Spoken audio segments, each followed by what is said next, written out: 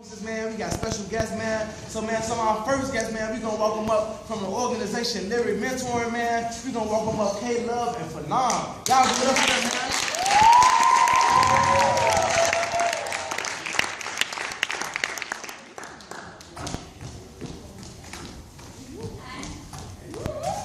Looking fabulous.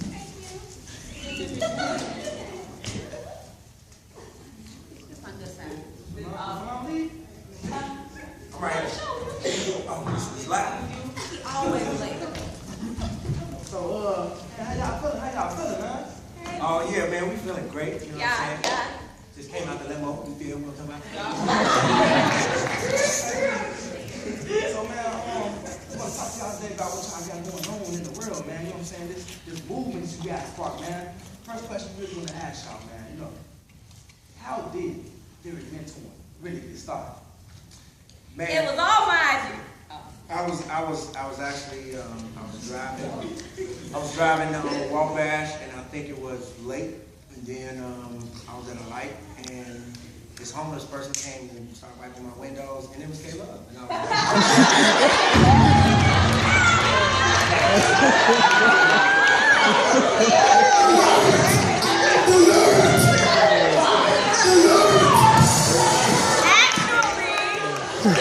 Actually, I was in the beauty supply getting some twist and lock gel for my locks, and the guy working behind the thing did not know how to translate to me, so he sent me to the security guard, and it was phenomenal.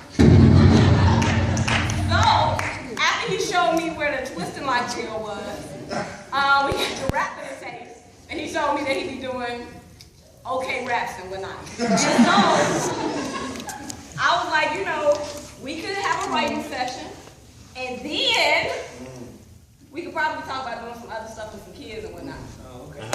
Actually, Lyric started, man, with God. We didn't set out to start. Cute. God sent you in the living. No. And the beauty supply. We didn't mean in a beauty supply. Okay, we did. Okay. We So met. we knew each other on the scene, just like all the other poets, and we kind of had a mutual understanding of taking the scene further than just coming up here on an open mic and being superstars for what, 5, 3, 7 minutes, however long your poem is. And we wanted to do something different. I was a part of a crew called Poetry Chicago. Shout out to Poetry.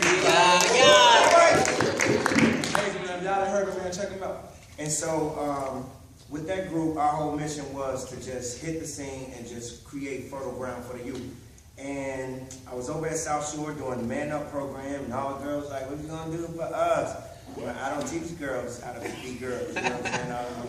I don't specialize in that. Did the culminating event and hired K-Love to do a poem. And while she was doing her poem, the principal stood up and said, "Thank you, Jesus. We're gonna have this program again. I'm paying for it." I said, "Oh, wow." So we're gonna do it again. And so we did the program that year. She brought in, treated me like a queen. I had Man Up.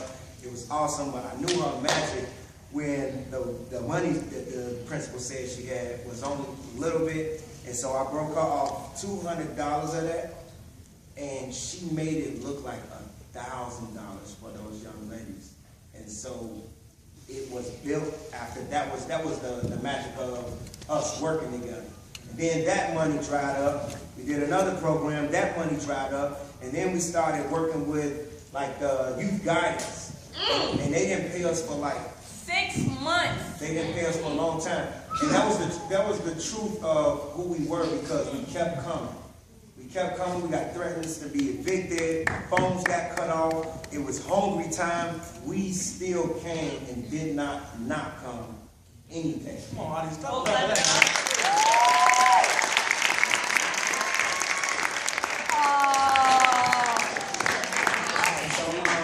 And so, go ahead. You can do the. Yeah, so, and then the whole story that we had told y'all at the beginning of the show, that's what happened, and that's how we did that.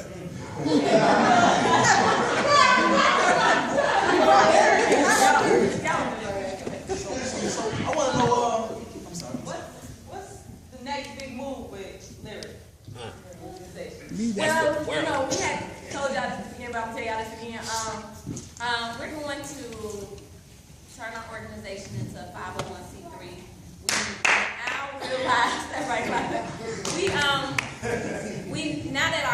foundation is stable and that our youth and the participants understand that this movement is about serving the people first and foremost, and it's about doing it by any means. So that way, if we should happen to get some grant money or something like that, and that type of thing goes away, we know how to survive outside of that because we're not built on money or things of that nature.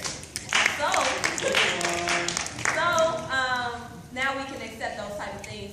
We want to make sure that we're realizing as we get older and we transcend and do different things as administrators, we want to make sure that we leave a house for the youth to come and take this legacy. We want to make sure that 10, 12 years from now, little Lyric has a place to call Lyric and they can bring their children up in it. Yeah.